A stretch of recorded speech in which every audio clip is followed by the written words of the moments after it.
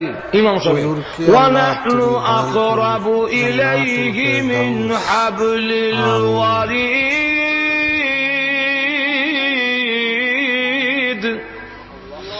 এই আয়াতটুকু পড়ার পরে শেখ রায়পুরি রহমতুল্লাহ আলাইহি নামাজও আসিল, নামাজও তাইকা বেড়া নিয়ত ছেড়ে দিয়া সারা মসজিদে খালি আগে হাড়ে আর মুসাইর সাহেব বায়ামপুরি রহমতুল্লাহ আলাইহি বলে ওই নামাজও আছে। মুসাইর সাহেব বায়ামপুরি ঘরে নামাজে সালাম পেয়ে হইল তে কিতা করলা, নামাজ তো হইছে না, নামাজ আবার দোয়ারও। শেখ রায়পুরি তোমার নামাজ দোয়ারও, আমি নামাজও কিতা করছি তুমি কেমনে কইতা হবে, কেন নামাজ করছো তুমি, কিতা করছো? আল্লাহ যখন আল্লাহর কোরআনের আয়াত শুনে জাহান্নামে কানতে কানতে অজ্ঞান হয়ে যায়, যদি ধারাবাহিকভাবে এইভাবে শুনতো তাহলে শুনতে শুনতে কানতে কানতে কলিজা ফেটে যাবে। যেরকম ঠিক না, ঠিক না? এই কারণে লক্ষ্য করে দেখুন অসংখ্য গণিত ঘটনা জাহান্নামের আওয়াজ শুনে যখন আয়াত নাযিল হয়েছে, ইয়া আইয়ুহাল্লাযীনা আমানু কু আনফুসাকুম ওয়া আহলিকুম নারা, এই আয়াতটা নাযিল হওয়ার পরে আল্লাহর নবী তেলাওয়াত করে শুনাইলেন। শুনতে দেরি হয়েছে, এক যুবক চিৎকার দিয়ে অজ্ঞান হয়ে পড়তে দেরি হয়নি। নবী বিশ্বনবী রাহমাতুল লিল আলামিন কাছে গিয়ে দেখেন তার হাড়ে বড় জোরে জোরে মারতেছে। এমনি আল্লাহর নবী তার কানের কাছে জান্নাতের আয়াতগুলো শোনাইতে লাগলেন। জান্নাতের আয়াত শোনায়া শোনায়া তাকে হুশের মধ্যে আনছেন। খলিফাতুল মুসলিমিন ওমর রাদিয়াল্লাহু আনহু জাহান্নামের একটি আয়াত শুনে 1 মাস পর্যন্ত তিনি অসুস্থ। ডাক্তাররা তার চিকিৎসা করে দেখে কোনো রোগ নাই, কিন্তু তিনি বিছানা থেকে উঠতে পারেন না।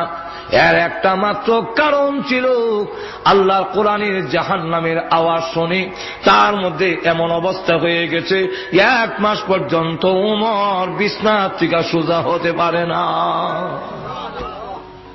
এই কারণে এখন আসুন আল্লাহর নবী বিশ্ব নবী রাহমাতুল লিল আলামিন বলেন, হো আমার উম্মতেরা, আমি জান্নাতে গেছি জাহান্নামও গেছি,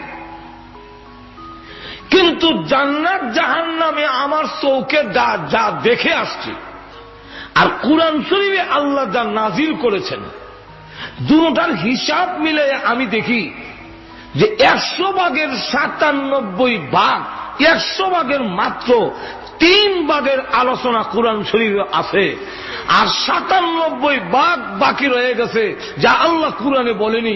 তোমরা জান্নাতে গিয়ে আরো 97 গুণ বেশি ভাইবা যা আল্লাহ কোরআনে বলছেন এর চাইতে। একটু জোরে কন্যা সুবহানাল্লাহ। তুই এখন আসুন জান্নাত জাহান্নামের এই আলোচনা অবশ্যই একটা মানুষকে পরিবর্তন করে দেয়।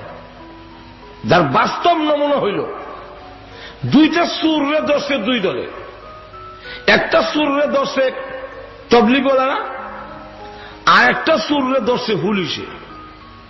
পুলিশে দইরা তারা টানাত নিয়া লটকাইয়া বাইরিছে আর চুরি করবে, হওয়ার জীবন করতাম না। পরে কোর্টও যখন চালান দিছে, কোর্ট থেকে রায় দিল অতীতে যা করছিল এর কারণে তোমার শাস্তি হইল 3 চিল্লা 4 মাস জেল। কয় মাস জেল? 4 মাস। কয় চিল্লা হয়? 3 চিল্লা হয়। আমার মাত বুঝুন না আপনারা, হা না না এখানে যেমন বুঝালা ইলেকশনে সব খাইলিছে। এখনো লক্ষ্য করে দেখেন যে এইভাবে 3 চিল্লা দেওয়া হইল, 3 চিল্লা দেওয়া হয়েছে 4 মাস। এবার 4 মাস পরে বাড়িয়া বাড়িতেছে জেল থেকে। আর আরেকবার লয়ে গেছিল তবলিগওয়ালারা মসজিদও, হ্যাঁ লয়ে গেছে 3 চিল্লা 4 মাসের তবলিগ। হেও 4 চিল্লার 4 মাস পরে 3 চিল্লার ঘরে বাড়িতেছে, কিন্তু জেল থেকে বাইরে এলো হ্যাঁ দেখা যায় আগে সুর আসিল এখন ডাকাইছে। ঠিক কিনা? এখন আর ডাকাতি করে জিগাই কি ব্যাপার, আগে তো লুকাই তখন দিয়ে প্রকাশ শুরু করছো, এটি কিটা কওজোর আগে লুকাইয়া করতাম, মাইসে জানতো না, আর পুলিশের দইরা হিটটা মাইরা পত্র পত্রিকায় আইসে, তাহলে আমার নাম তো আর লুকের বিষয় না, তাহলে আর লুকাইয়া করে লাভ কি, তখন রাস্তা তো ধরিলেই যেরকম ঠিক নেই। আর তবলিগে যে গেছিল 3 চিল্লা 4 মাস, এই বেলা হন বাড়িতেছে আয়া দেখা যায় দাঁড়িয়ে রেখা মাথার মধ্যে টুপি লাগাইয়া, এরপরে দেখা যায় এখন মসজিদও যায়। যে গেলাম কেউ ভাই মসজিদ এখন তো ভালা, কিন্তু তোমার তো দেখছি না, এখন যে মসজিদ আমার কাছে গীতা বিষয় কও তোর হ্যাঁ হ্যাঁ, আরে হ্যাঁ হ্যাঁ কিতা কও না, কই তো যায় না মাজর এখন ঠিক কিনা, কি বিষয় কও, কয় হ্যাঁ হ্যাঁ, আরে হ্যাঁ হ্যাঁ কও ভাঙ্গা হও না, মাথা এমনি ডাক দেয়া কয় হুজুর আমি তো তবলিগে গেছিলাম কি 3 চিল্লা দিয়েছি, এখন 4 মাস সময় লাগাইছি, এখন আমি আর চুরি করি না, চুরি ছেড়ে দিছি, এখন দাঁড়িয়ে রাখছি, এখন মাথায় টুপি লাগাইছি, এখন মসজিদে যাই। তাহলে বোঝা গেল 4 মাস তাকে আর কিছু করে নাই, পিটায় নাই, আঘাত দেয় নাই, শুধু জান্নাত জাহান্নামের ওয়াজ তাকে শুনেছে। 4 মাসে একটা লোকের চরিত্রের পরিবর্তন হয়ে গেল, 4 মাস ফিরাইয়া যা পারল না, তবলিগে গিয়া তা হইল। তাহলে বোঝা যায় জান্নাত আর জাহান্নামের ওয়াজে মানুষের চরিত্রের পরিবর্তন করতে পারে, যেরকম ঠিক নেই। আইন দিয়া ঘুষ খাইও না, ঘুষ খাইলে দেখব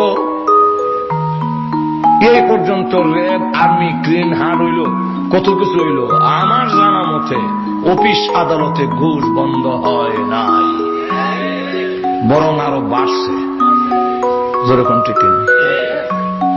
এমনকি রাস্তা আটকাইয়া পুলিশে যে ট্রাক থেকে হয়েছিল এটাই বন্ধ করতে পারছে না,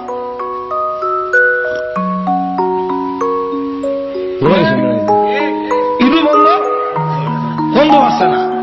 যারা ঘুষ খায় এই বন্ধ করতে পারে নাই, বরং আরো বাড়ছে। জিজ্ঞাসা করলাম কি ব্যাপার, এখন যে আরো বাড়ছে কি, আরো বেশি নেয় লাগে, আগে যারা 10,000 হইতো 20,000 লাগে।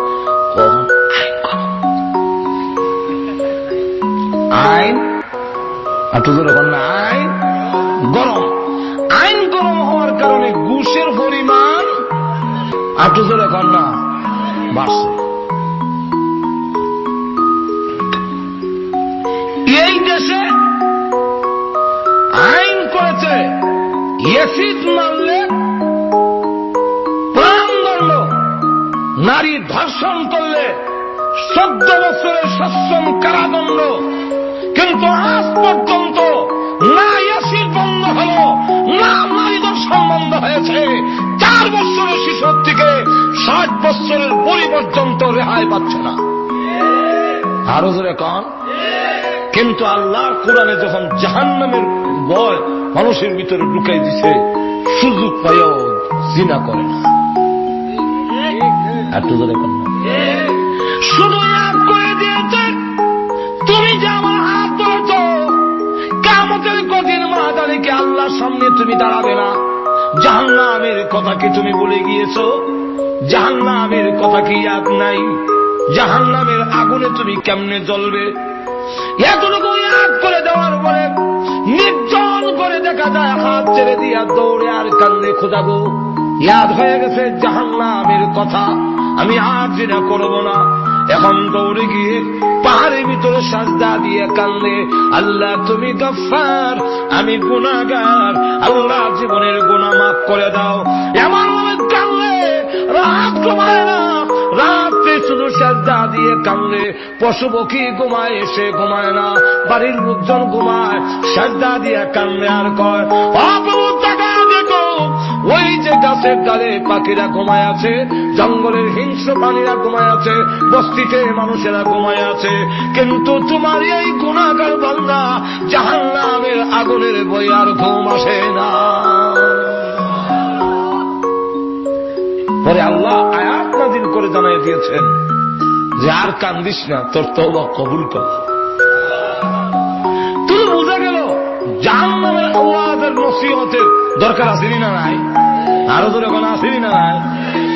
এই মৌলভীবাজারে যে সময় মহকুমা ছিল, তখন একজন এসডিও ছিল সিরাজুল হক, এখন ঠিক নেই, এবারে তাবলিগি আছে দাড়িওয়ালা, আলেমন আমার দাওয়াত দেন হয়তো মুলা দলের বাদ। সকালে ফজরের সময় মানুষের রিস্কাওয়ালার বাড়ি গিয়া ডাকে নামাজের লেগে, যখন জিলা হইল তখন তো বেটা ডিসি হইতো আছে, বেটার আরো নিচে নামাইছে, ট্রিবিউনও বানাইছে। সকল ঘুষখোররা দেখাইবার লেগে হাইতারে না, সুবিধা আছে। ঘুষ না খাইলে তাকে আরো নিচে নামানো হয়, ঘুষ নিতে খাইয়া অন্যরা ঘুষের সুবিধা দিলে প্রমোশন হয়, কিন্তু প্রমোশন চায় না, নিচে নামতে রাজি, ঘুষ খাইতে রাজি হয় না।